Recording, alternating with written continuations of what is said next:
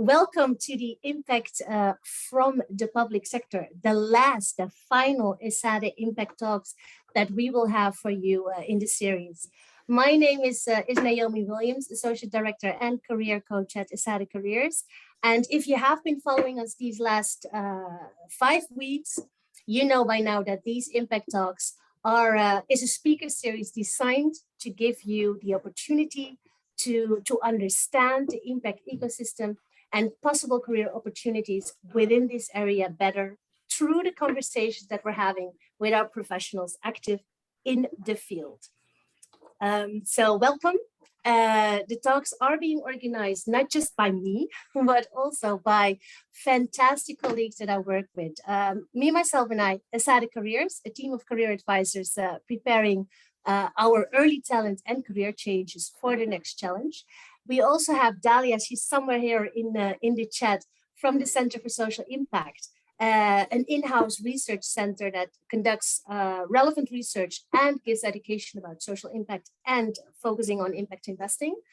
2 other units that are part of the organizations are SUIT and last but not least are Alumni Social, and both have a similar function within Esade, and that is basically to provide the Esade community, students, staff, and alumni the opportunity to work in development projects for global justice in Latin America, Africa, Europe, and Asia. And Esade alumni are actual management consultants and legal professionals who do it pro bono alongside their job. So these are the ones organizing the Esade Impact Talks for specifically the Esade students, but the talks are open to everybody interested in the impact environments. In the next 45 minutes, we will be talking about impact from the public sector, giving you the opportunity at the end for questions. You can ask your questions by unmuting your mic and asking a question, or you can drop it in the chat, and I will keep an eye on the chat. So without further delay, I would love to welcome our guests for today, which is, we have Joaquín Molina from NATO, we have Miquel de Paladella from UpSocial, we have César Buenadicha from the Inter-American Development Bank, and we have Antonio Pizzuto from the World Health Organization. Antonio is also an Esade alumni and knows what you all are going through because he's lived it in the flesh. This conversation is being moderated by our one and only Marc, Professor in Public Management and Director of EsadeGov. Marc, the floor is all yours, and I will stop sharing. Thank you, Naomi, and obviously thank you to all the panelists for joining us this afternoon, and also thank you to those that from home or from different places have decided to spend a bit of their afternoons with us discussing the impact that we can have from the public sector. I would we have a lot of questions that we would like to ask to our panelist members. So I will try to be brief. Could I just start by asking each of you to give a short introduction of yourself and the company that you work for? So maybe Antonio, if you would like to go first and let us know a little bit about yourself. Thank you very much, Marc, and hello to everybody. It's really a pleasure being here. My name is Antonio Pizzuto. I'm an Italian citizen, and I'm currently an officer of the United Nations working for the World Health Organization in Addis Ababa, Ethiopia, as an external relations and resource mobilization fundraising officer. Prior to that, I've been serving for other UN entities in several contexts, such as Afghanistan, Honduras, Congo, Ecuador, Cuba, and I'm an Esade MBA graduate. Over to you. Terrific. Miquel, what about you? Yes, hello, good afternoon. So my name is Miquel de Paladella, and I'm the founder of UpSocial. This is a private company but works with the public sector to try and help them innovate. So basically, we support them in finding more efficient solutions to solve some of the critical social challenges. And in a previous life, when I had hair and no beard, I worked for the UN, so also in UNICEF in New York. Terrific. Thank you, Miquel. Joaquín. Thank you very much, and a pleasure to be in such a great company and also be able to speak to the people from Esade, an institution that is very dear to our heart, not least because our former Secretary General, Javier Solana, has actually a prominent role in your institution. I'm Joaquín Molina. I am from Murcia, Spain, and I have been working for over 20 years within NATO in different capacities within the policy planning unit. Before that was my first start when I actually started as an intern, then worked also as in the operations division, have been dealing with things such as the Balkans, piracy of the Horn of Africa, Iraq as well, counterterrorism, and I'm public diplomacy as well. And I am now working in the political affairs and security policy division of NATO. And I'm basically the cluster head for the southern part of NATO. So basically all the members of NATO, which actually are in the Mediterranean shore. Thank you, Joaquín. And César, last but not least. Thank you, Marc. My name is César Buenadicha. I'm the Chief Discovery Officer at the Inter-American Development Bank. The IDB is the main multilateral development bank in Latin America, similar to the World Bank, but our focus is Latin America and the Caribbean. I also have a previous lives. I used to be a lawyer in an international law firm, starting my career. I used to say that, I had to move to the social sector, to change path of the road to heaven, or to hell. And then I went to work in Central America and Bolivia for 10 years in civil society and different NGOs. And for the past 12 years, I've been working here in Washington, DC with the IDB.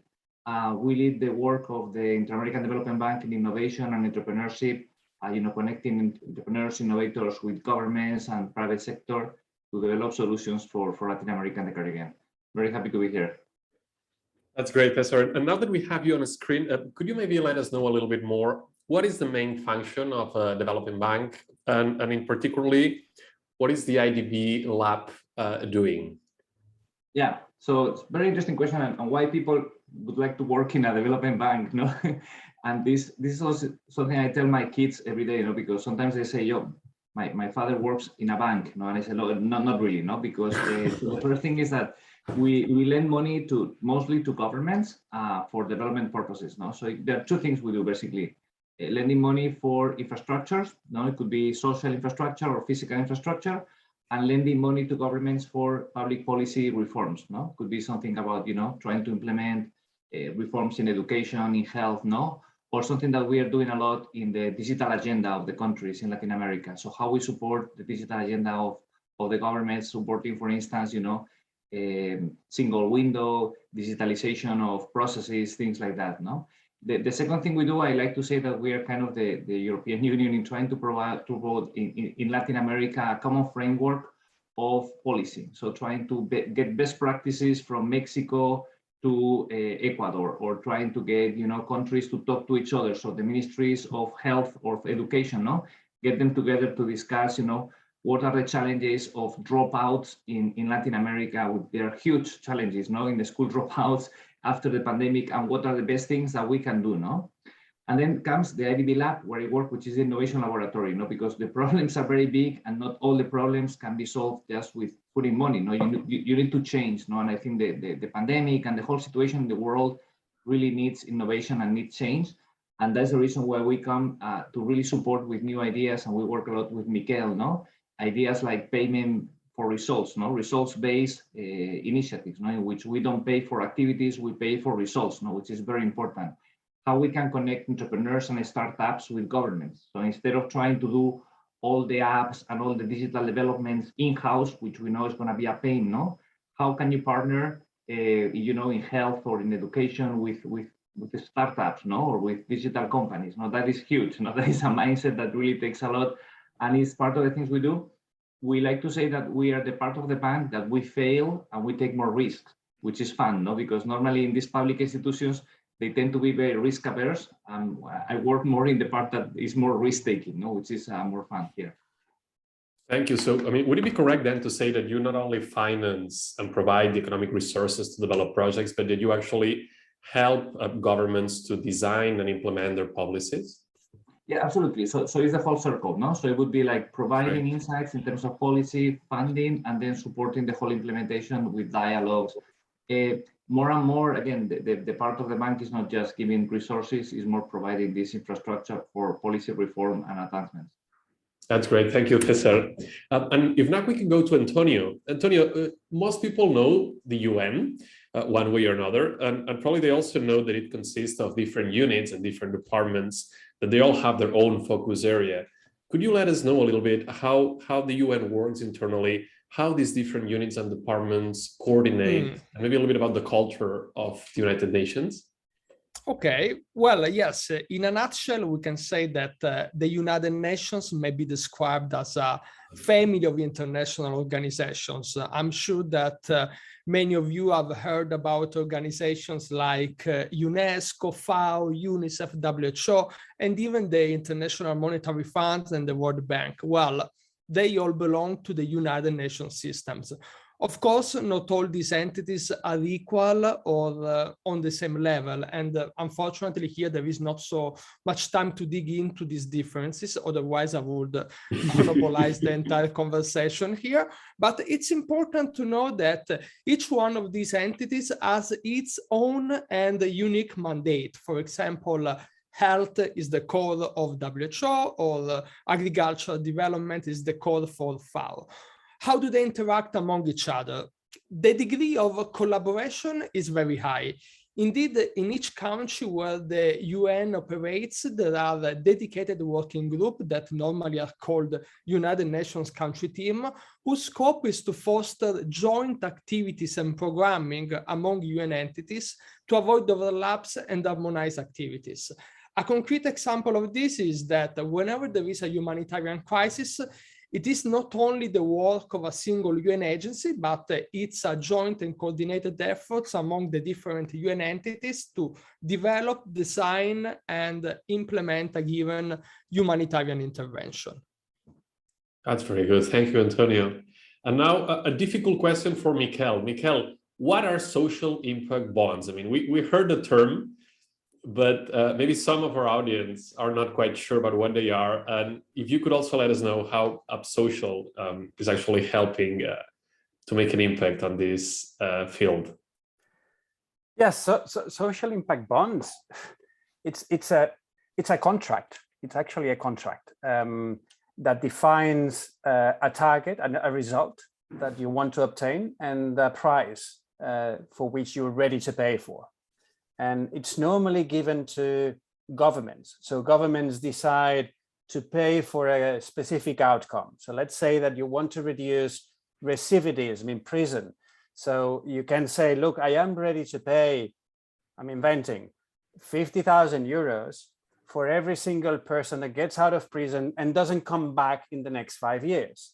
The work that a public institution could do, instead of financing for a number of activities to be done with people getting out of prison, can be invested just in paying for the result, so that you basically invite the whole sector, everyone working with people getting out of prison, you basically invite them to innovate and to find ways in which the people getting out of prison can succeed, because everyone is somehow aligned with the objective that the people out of prison can actually get a job, get a house, get their lives, back on track.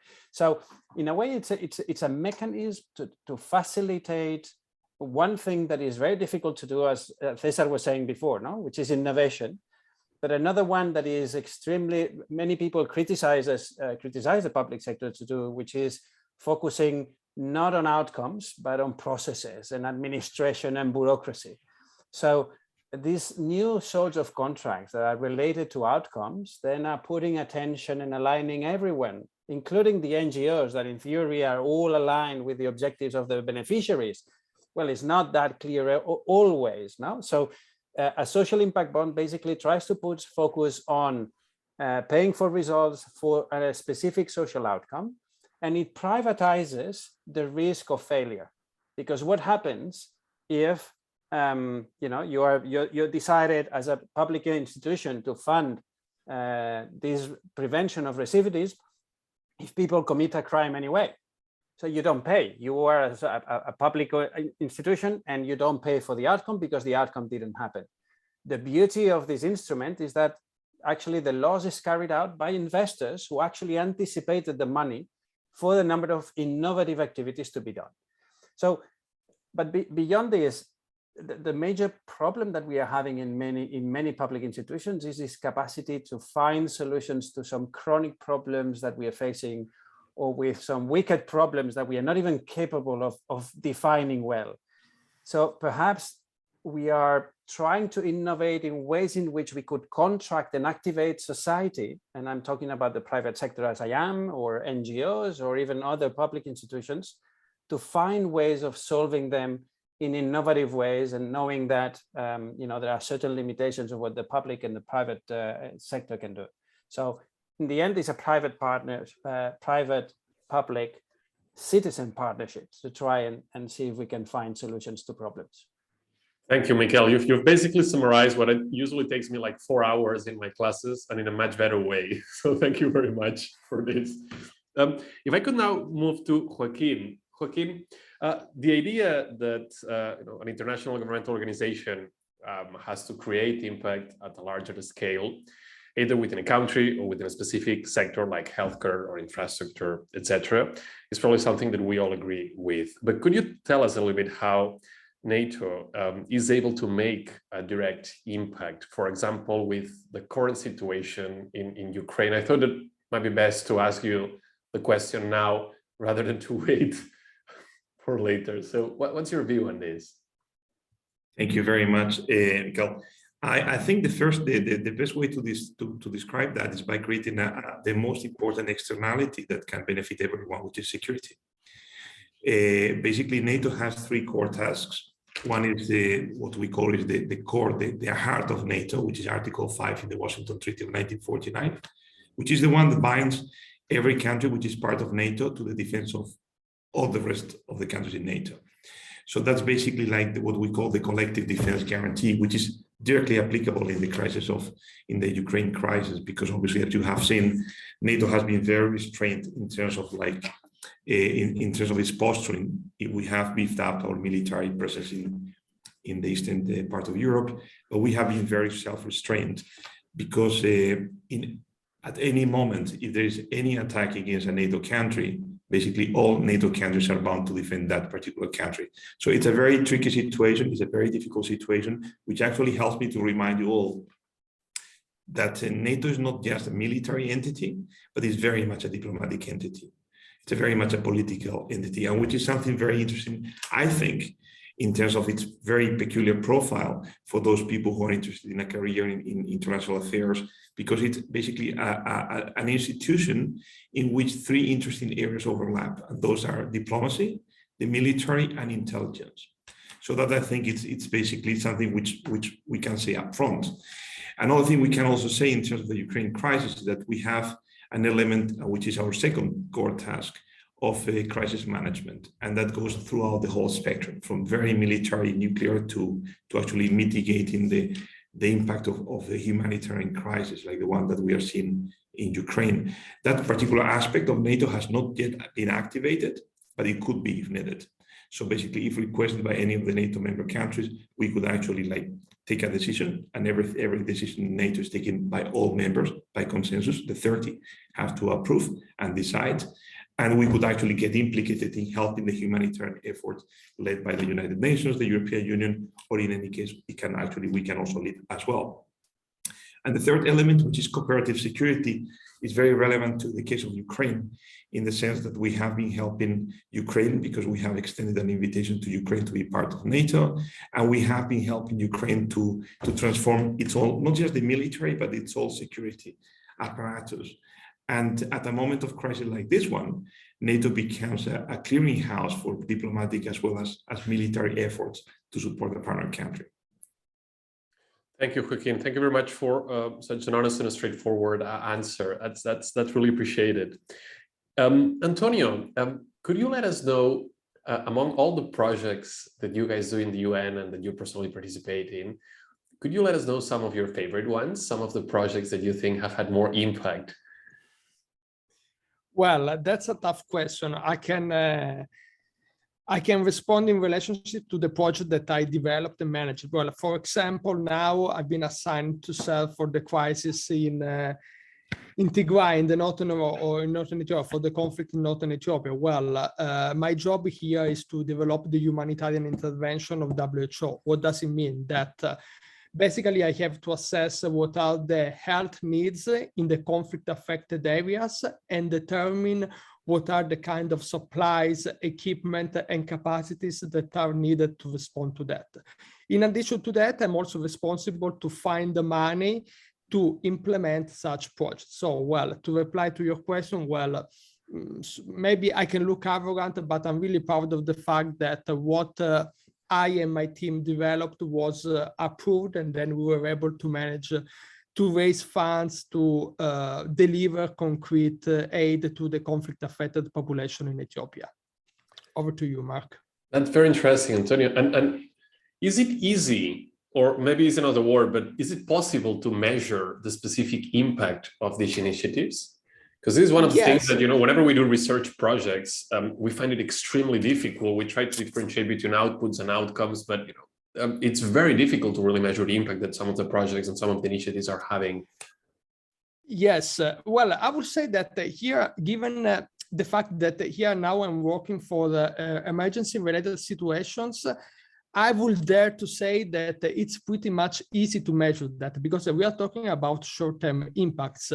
We are talking about people that cannot access essential medical services. We are talking about health facilities that are destroyed. We are talking about hospitals that lack basic supply and equipment. So it's really easy to measure this kind of intervention, because basically it's the number of supplies of equipment that you deliver, the number of people that are able to access a given health service, and the number of health facilities which have been rehabilitated.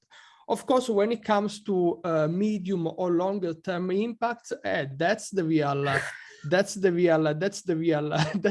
challenge. Well, if I may say something about WHO, well, WHO has three main long-term impacts, which are called the so-called 3 billion targets.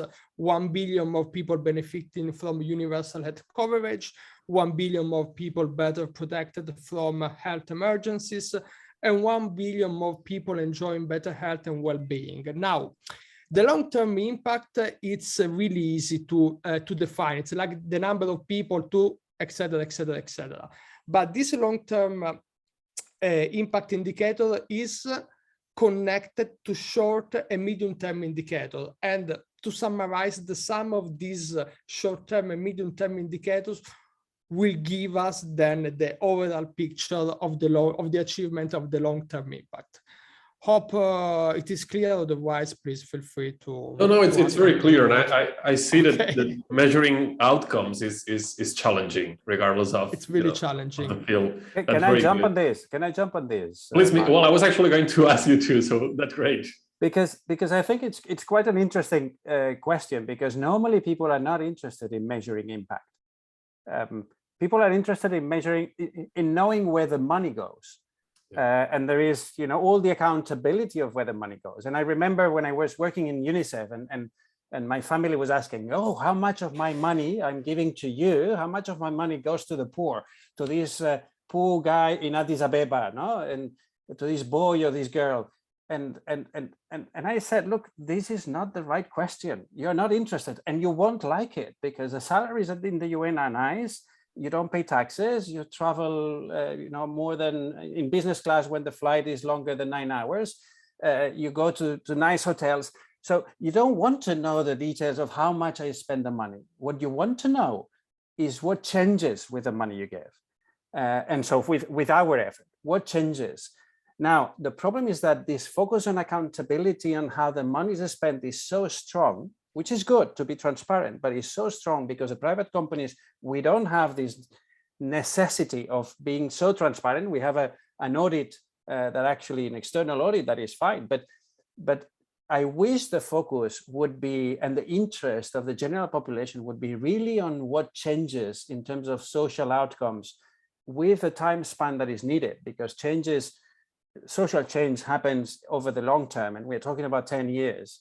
Otherwise, you cannot even make the right questions of what changes in the life of a person, right? But this is why I wanted to say it. I mean, nothing else. And maybe I want to jump also here because this is very interesting.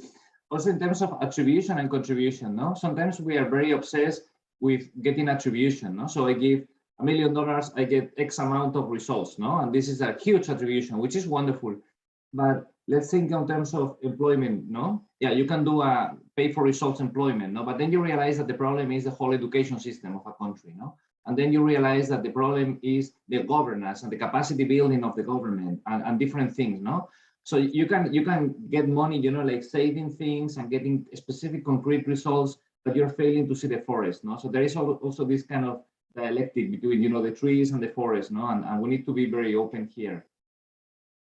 Thank you, César. I couldn't agree more with you. And it seems that, you know, in this balance between inputs and outputs, inputs are reasonably easy to measure, but outputs, you know, the short-term ones seem to be also reasonably easy. But once we are moving towards the long-term ones, the outcomes, the impact, things become, well, let's say a little bit more fun.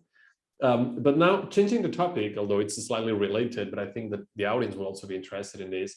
I would like to know some of the challenges, some of the characteristics that you think that working in the public sector or in an organization that works for public service delivery of some sort would have. So if I could ask Joaquín, for example, in your experience, I mean, you have many years of experience in the public sector. Which sort of advice could you give to someone that was just about to start their career in the public sector? Thank you, Marc. You mean what kind of advice in terms of the skills, in terms of the how to enter, how to grow? Exactly. Actually, if you could cover the three, that would be great. All of the above. Okay. So thank you, Marc. So I think the best, a number of pieces of advice that I can give. The first one is do what you love, because you work really hard wherever you go, either private sector, public sector. You work really hard to earn your bread. And if you work in something that you really like, that you really love, it's less painful, it can be even fun. So like the first one is like, if you have a dream, if you really have a vocation to work in the public sector, in a certain organization, just pursue it. There's always a way. When there is a will, where there is a will, sorry, there's a way, I think. Second thing is that you can actually like, with the kind of studies that, I mean, now we're talking about, we had more time, we will talk more about the synergies between the private sector, the public sector, like Miquel and César and Antonio had very interesting points about measuring impact. And if you want to work on a career in the international public service, for example, I think many of the skills that you develop for the private sector are actually immensely useful here. The ones that I would say I would advise you to grow, or like anyone interested, would be actually to the analytical skills, certainly communication skills. There's a very big demand for people who can think certainly outside the box, but who can truly think in strategic terms. Because there's an inflation in terms of when we speak about strategy and strategic terms, people speak about the strategy as very lightly, but to be truly strategic requires a lot of reflection and a lot of thinking and a very long time span, which I think is for some people it's a talent, but it can certainly be actually trained. There's a big impact, of course, for anyone or anybody who has a technological background. We were speaking about measuring results, data. Certainly, those people can make a huge impact, and they will have the doors wide open to enter here. Being a good networker helps you to get a job, and it helps you to grow, and it helps you to do your job. I think that, and I would say networking in a very healthy way. I mean, I think that the best relationships are those you nurture for a long time, because there's this element of trust that is always present. And I've done that. I mean, not the place to speak about it, but for example, if you have done, and I'm not saying like big back channeling, but even a small back channeling with people who are not necessarily your friends, basically, or they're not in your camp playing with your team, that element of trust is immensely important. And two other aspects I would mention is basically when it comes to working in the private sector, I think it's very important. I mean, it's a criticism stays in this room, virtual room, maybe, but it's basically like many of us have worked for politicians or like international civil servants who are basically the former politicians. And speaking the truth to power to these people is not always a given. It's not always easy because the institutional tendencies, the yes people, right? There's a lot of, I don't want to enter into the neurological deformation of the brain for people who hold power for a long time, but there is something like that. It's rare to find somebody who is who's humble enough to have his or her views challenged and actually accept that actually the other person is actually right, let alone if that person is more junior in the organization or age-wise. Then one final piece of advice is that that basically like this sector, unlike the private sector, where you can be hired or where you can be hired actually even after you can be hired after a very long process of recruitment, but you can also be hired over lunch. Like somebody finds you, or like you go, you give a lecture and you say, well, I want to hire this person. Let's talk to the person. You talk to the person, she or he delivers, and then you hire the person. The public sector, particularly the international public sector, has a very peculiar way, like of recruiting people. And I think that was meant to be fair to the people applying for jobs, to give an opportunity to people regardless of where they came from, based on merit. But I think we have to, and that's a very personal criticism, but I think we have to truly wonder whether we are accepting and we're actually bringing on board like all the talent that we have around the world. Thank you, Joaquin. I mean, I couldn't agree more. And I particularly like the mention that you've made to managing up, because in business schools, I think we've focused for a long time in managing down, managing your team. But it's true that more recently, we are starting to see the importance of managing up. And this is particularly important, certainly in the public sector, when we're dealing with politicians and where we are trying to deal with politicians. Antonio, César, Miquel, would you like to add your views on this? I see that César has already very quickly unmuted. Was saying, Joaquin, I want to have your advice, when I join here.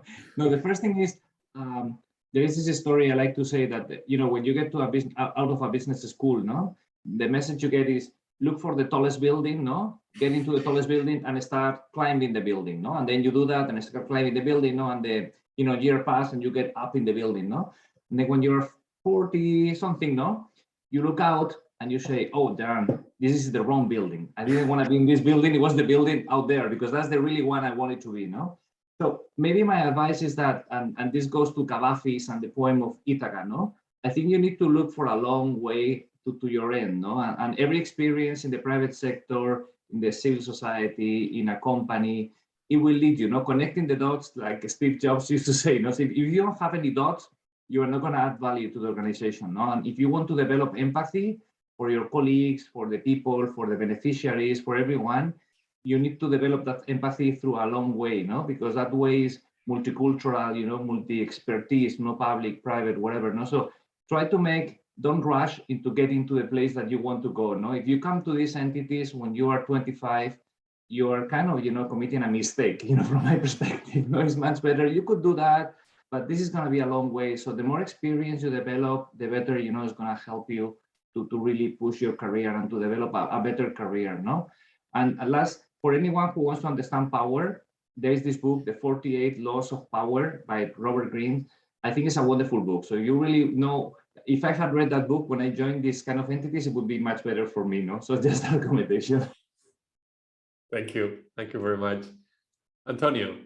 May I, well, first of all, Cesar, my compliments for the quote on the poem Ithaca by Calatis, great poem, by the way. And Joaquin, really, thanks a lot for your answer. Really, what you said practically pictured my experience in WHO, especially when it comes to dealing with people that comes from a very powerful political background. Anyhow, well. Just to add on what Joaquin said, well, analytical skills, knowing data, interpretation, data wrangling, I think that nowadays these are the key skills. On the soft side, I would like to say that if you are interested in a career like in the United Nations, adaptability and respect for diversity is really a must, because working for the UN normally brings you into the other or the real world and make you witness really hard humanitarian situations. So in this sense, empathy and a huge sensitivity towards other cultural habits is not a must, is really an essential requirement. Over to you. Terrific, Antonio. Miquel, I could see you smiling while your colleagues were discussing their views.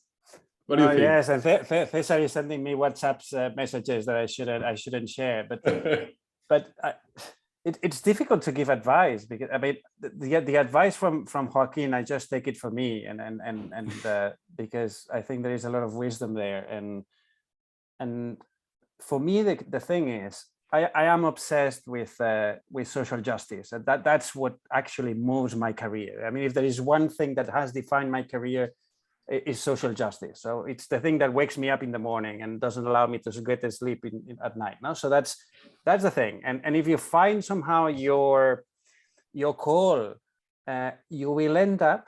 I mean, the surprise is that you will end up in whatever sector doing whatever you want through the kind of organization you are. So the navigation in between systems, it's great. So don't lock yourself into thinking that because you went to a business school at Esade and so on, is going to take you just to the business and the high speed ways of getting there. I think the idea that if you are obsessed with, for instance, social justice, and I started in an NGO, and then I went to the UN, and I ended up in the private sector, and tomorrow I have no idea where I will be. But this is where you discover that the intersection of sectors is where most of the systemic solutions are. And I think we need people that are capable of thinking, why a system is failing so hard. Why is the purpose of a system so wrong? Because the reality for which it was created was very different. And I'm talking about the UN, I'm talking about NATO, I'm talking about the Inter-American Development Bank. I mean, they were created many years ago for a reality which we are not living today. The same happens with many, the education system was for a society that was less heterogeneous of what we have today. Or the pension system was for a society that was younger than ours. So many systems are failing, and unless we see them from different angles and we try and find solutions from the different angles, it's not going to go anywhere. No. So my recommendation, if there is one, it would be, we need complete finishers. We just don't need people that are able to start many things and get tired. So we fall in love with problems, and we are there for the marathon. So be there for the marathon. Because your life is a marathon. It's great, full of little sprints, but the beauty is the marathon, not the sprint. Thank you, Miquel. I think that's very inspiring, certainly. And on that note, I think it'll be good to now open the floor to questions and comments from the audience. I see we have now 47 participants, so I'm sure that there are some questions, comments. I already see some people with their hands up. Juan, would you like to ask something? Yes. Hello, everyone. Thank you very much. It has been really interesting. I am a global governance, economics, and legal order student, which is a new degree in Esade that actually it encompasses all the synergies with institutions and how institutions work. So it is extremely interesting to hear this, and I would like to follow up a little bit on what Miquel was saying right now, and on this role of institutions and how institutions were created, and right now they have been changing. The system has been changing a lot, and I would like to know. So usually the public sector is regarded as quite static, no? And I would like to know if in your daily work, if there is flexibility regarding the terms of your job, if you do things in different areas, and how your daily work is usually structured. Thank you.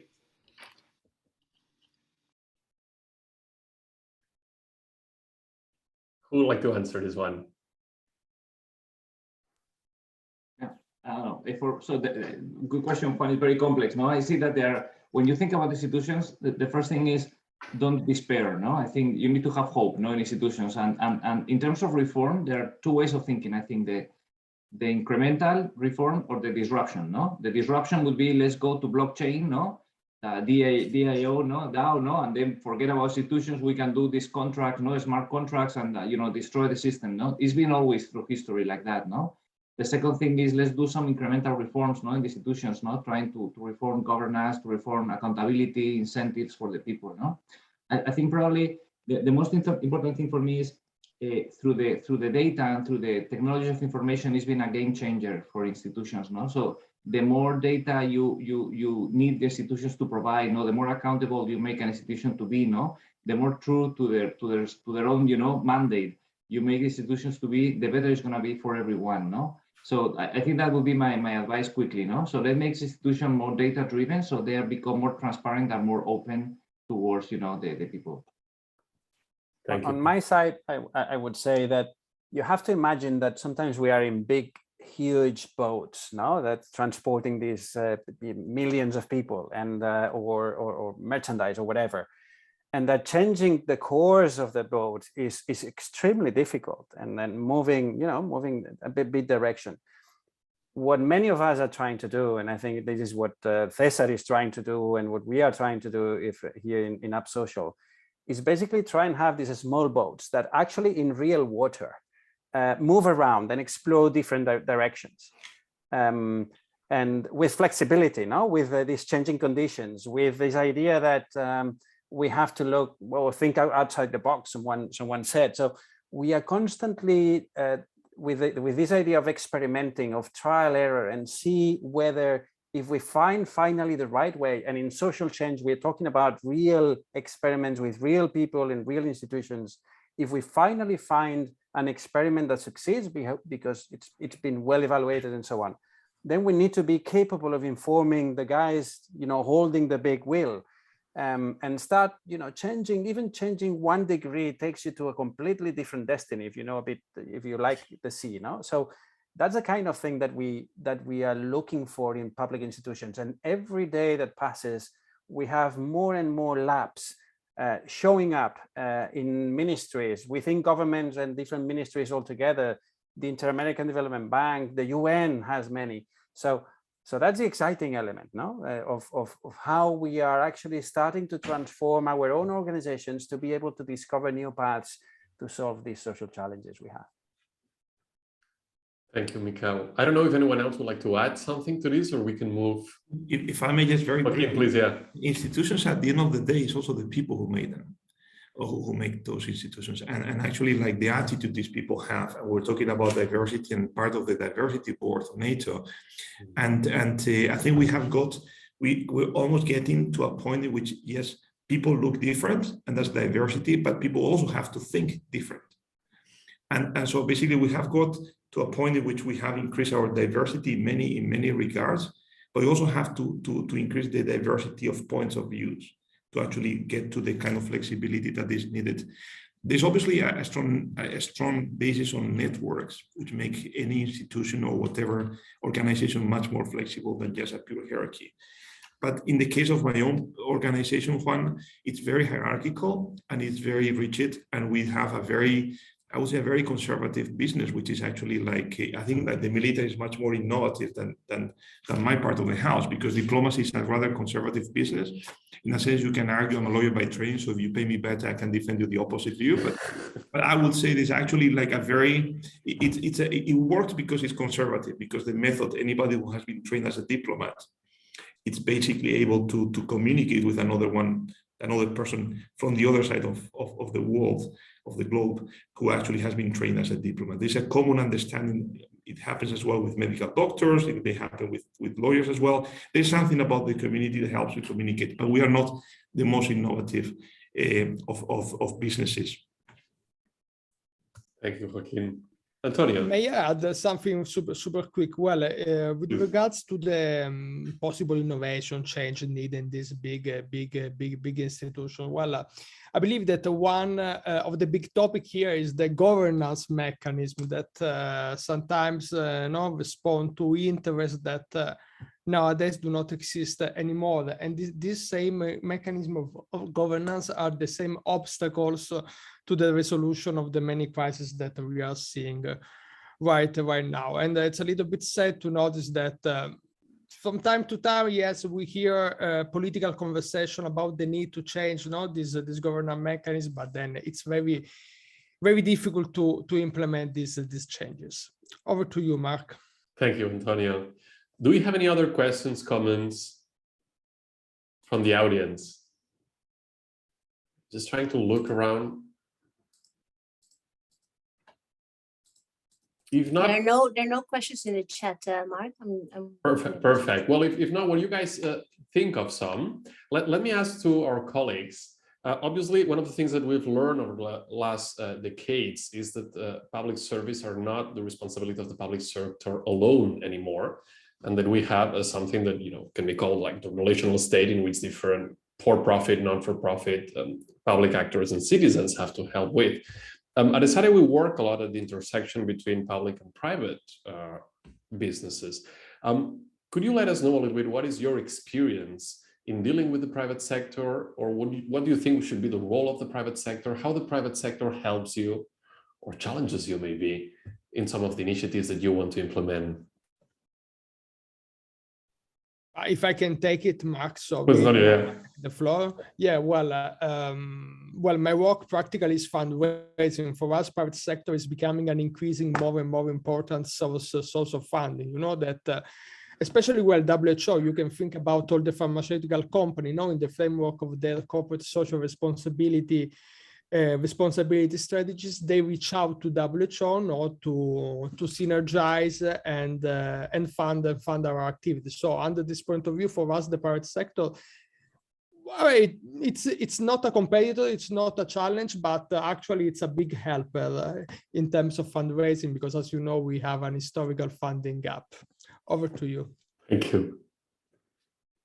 César, Miquel, Joaquín, would you like to, Miquel, I see that you can mute yourself. Yes, here it makes me think of this whole idea of the systemic change that we were talking about before, no? And talking about the pharma industry. So we see that the public sector wants to create somehow the environment for which to create the possibilities for the private sector to deliver on social good and also to maximize its profit and the value to its shareholders and so on. So the key is, how do we align everything into one thing? Because there are too many disalignments around the incentives for treating people. So now the pharma industry, the incentive is, let's treat people, let's not cure them. A cure is basically a problem for our income generating model. How do we maximize profit if we cure people? We prefer to treat it. So many of the challenges we have today is in this interaction between the public and the private sector is, how do we create systems that generate incentives so that the common good are constantly put in front, and it is not in conflict. There are no trade-offs between the public good and some of the individual the profits and so on. This is for me like the big question that would invite many discussions, no? But in every sector there is a debate happening on how much we can regulate, how much we can incentivize, perhaps rather than regulate certain behaviors, because the public is asking for it, because shareholders are asking for it, and so on. No?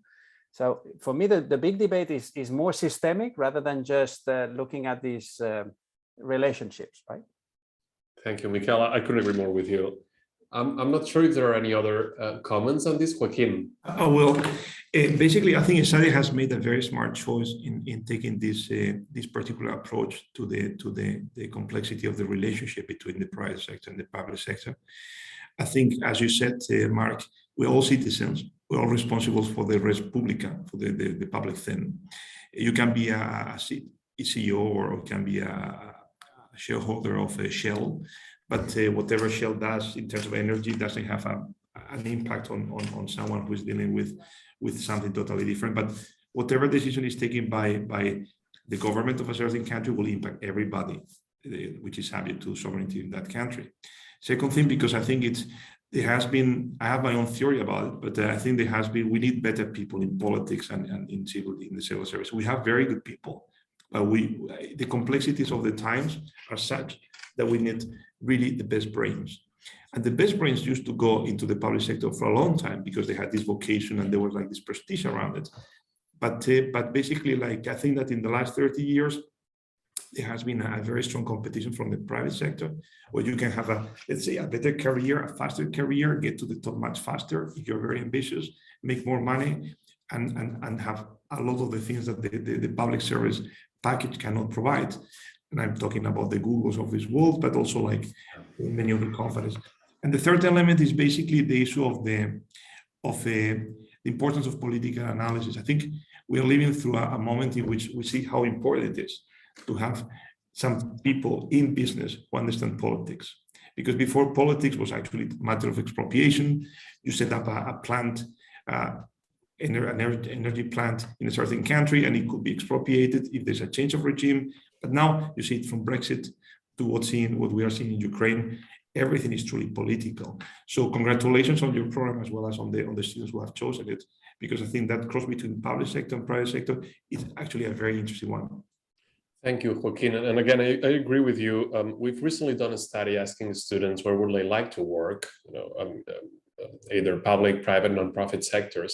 And it's interesting because we've measured a series of psychological characteristics, and those that were more interested in making an impact on their societies were very heavily avoiding the public sector. And when we ask them why, they have this feeling that, the public sector is some sort of an iron cage, very rigid, in which having an impact would be much more difficult than if they were in an NGO or even in some private sector organizations. So I think that's something that, also considering that now there is going to be a huge change in terms of the task force of some public organizations just due to age, we really need to do something about that. That's absolutely true. I'm not sure if there are more comments, but I saw Kanan. I saw that you had your. Oh, sorry, Antonio. No, well, what you just said. No, I think there is this graph that I love about the Edelman. This company they do this trust barometer. No, and they say when you define organizations in terms of their ethical motives and their capabilities. No, and you have this matrix. No, and governments are always like low in capabilities. No, and private sector is low on ethical approach. So the key thing is how we can transition, both things towards this goal, of being both capable and with the right intentions, no? I agree. I see there is a question in the chat, but I think it's a lovely question. It probably should be the last one. Before that, Kanan, I think your hand was up. Yes, thank you, Mark. I have a question, actually. Firstly, thank you all for such an insightful session and for the expert tips on how we could go about our careers in such institutions. My question is rather broad, but I would hope you could narrow it down for me. How difficult is it for such huge organizations, and especially with their global present in the world, how do they consistently maintain their implementation strategies through different countries while they interact with different sorts of different governments, different countries demographically or geographically? Like, I come from India, and I know for a fact that the 17 SDG goals that we all have for ourselves are not really going as it was planned for its achievements in 2030. So I'm just kind of curious about how consistently the bodies of UN try to keep their implementation strategies. Thank you. Great, Kanan. Thank you. Antonio? Let me take that one since I heard the UN. Well, I get the question as how do you ensure the continuity of your activities despite all the exogenous and endogenous challenges, right? Okay. Yeah. Okay, well, normally the mandate of the UN, as you know, is to maintain peace and security throughout all over the world. The level of intensity and the level of success of this activity, of course, does not rely only on the UN work. There is a strong political willingness that has to support this work. Let me give you an example. Let's take Afghanistan. Afghanistan, since in the last 15 years, has been the country that have received the highest amount of official development assistance. There have been some progresses despite everything. And now what happened? That all this inflow of investment has stopped. So in a sense, there was a discontinuity of activity. So to resume, I would say that the continuity of activity and the success of the intervention of the UN does not rely only on the UN work itself, but it's really related to the political willingness of the country the UN operates in. Over to you, Marc. Thank you very much, Antonio. I think that Miquel also wants to answer this, but in the interest of time, Miquel, if I could also point you towards this beautiful question that Yusuf has put on the comments, which I think it will be a great way of ending today. The question for all speakers: maintaining hope in these institutions we have talked about today can be challenging. How have each of you kept a level of optimism in the future despite multiple challenges? So Kanan has asked, how can we make sure that this organization survives? Now, I guess the last question is, how can we make sure that your interest, your energy, your passion survive besides helping future generations as you're doing right now? Miquel.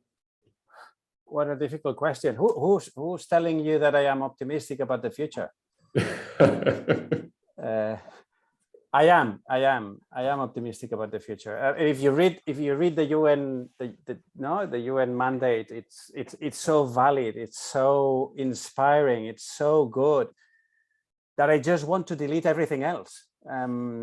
Sincerely, I work for UNICEF, and I had some students last week asking whether I was ashamed of having worked for a system that has been failing so systematically over the last 15, 20 years, they were saying. And they said, well, yes, there's been conflicts. And I remember I lived in the UN when we had Boutros Boutros-Ghali, who really tried to change politically the weight in which we were capable collectively as humankind to protect the rights of citizens. So he wanted to create a number of institutions that would defend the global goods and would actually also defend the human right of every single person, right? And we failed in this transition. So we have, in my opinion, we've been failing systematically as international institutions to deal with some of the big challenges that we had in front of us. But also, I mean, World War II finished in 45, and since then, you know, we have had an amazing, you know, years of amazing peace and development and progress that has not certainly reached out to many. What for me is interesting is what is unacceptable still to people, and this is we are all angry at Putin, I guess, because of his because he has done something that we felt was unacceptable to our governance. I mean, we didn't accept that violence would be used against citizens to actually resolve some of the power relations that exist between the NATO countries and the West and the alternatives, and then the Russians, the Chinese, and so on. He has crossed a line that we thought it would never be crossed again, which it has been crossed in other countries, in other continents. The reasons for hope, I think, is the public reaction that are taking place in many instances, despite the pessimism, of how some institutions are actually evolving and changing the discourse so that certain things don't become eternal and accepted globally as public opinion. But I'm sure that my colleagues know more about this, most probably. So let's see what they have to say. That is most probably more wise than what I have to say. Thank you, Miquel. I'm aware that it's already 6 o'clock, but if we could just briefly give a final answer on this, that will be great. César, Joaquín, Antonio, what do you think? César. So quickly, for me, the key answer for me is skepticism. I mean, when you work in these institutions, you need to be skeptical to many things and not be skeptical about many things. No? So try to be skeptical about many of the things, you know, that are supposedly are very important, but truly are not, and be profoundly believer, no, in the people and what you do really matter, no, because the things we do really in these institutions are sure they matter, no. So you need to have this kind of mixed skepticism. Thank you, César. Thank you very much. Joaquín, Antonio. Okay. Yes. Pretty much on the same line of César, but also highlighting the fact that despite everything, if we analyze the development trends of the last 50 years, there have been progresses And these progresses have been also achieved because of our multilateral institutions. So despite the crisis, I'm a stronger believer in multilateralism. And we can see also now that despite everything, the talks, the response that we are trying to provide to the Ukrainian people are kind of multilateral. So I believe that in the future, we can foresee stronger multilateral institutions. Over to you. Thank you, Antonio. And Joaquin. Yes, I wish the same thing as Antonio, and I can subscribe every one of his words. I am a bit more. I think that we have big problems, and we are now conscious that we live in a global entity that actually, if it dies or it has problems with climate, we will all suffer. Nobody will benefit.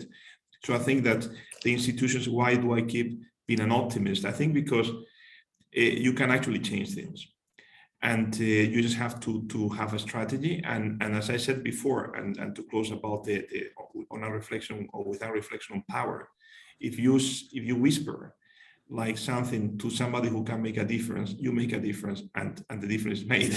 So like that, I think do not underestimate the power of the bureaucrats. So like we are rather more powerful than people think. We don't have the glory, but we can have the power as well.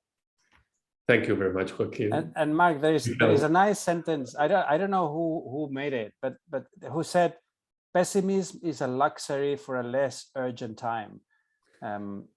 So that's why I think we are optimistic. That's very good, Miquel. So Antonio, César, Joaquin, Miquel, thank you very much for being here today. I think that one thing that has come clear is the importance of purpose, of having purpose and following it. And I certainly hope that this session has helped some of the members of the audience, if not all, to think a little bit about what they would like to do and their own purpose. Okay, Naomi, over to you. Thank you so much, Marc. And I love the sentence, we need complete finishers who are there for the marathon. So that is something that I like to underline, because it embeds everything that we encourage our students to be: determination, passion, focus, the drive to continue. So thank you for again letting us keeping us there and letting us know. And a big thank you to our guests and Marc for this great conversation. And to everybody listening in, it was our pleasure to be here with you and to have been able to organize the 3rd edition of the Esade Impact Talks. And we're looking forward to seeing you next year. Stay tuned. Thank you. Thank you, everybody. Thank you.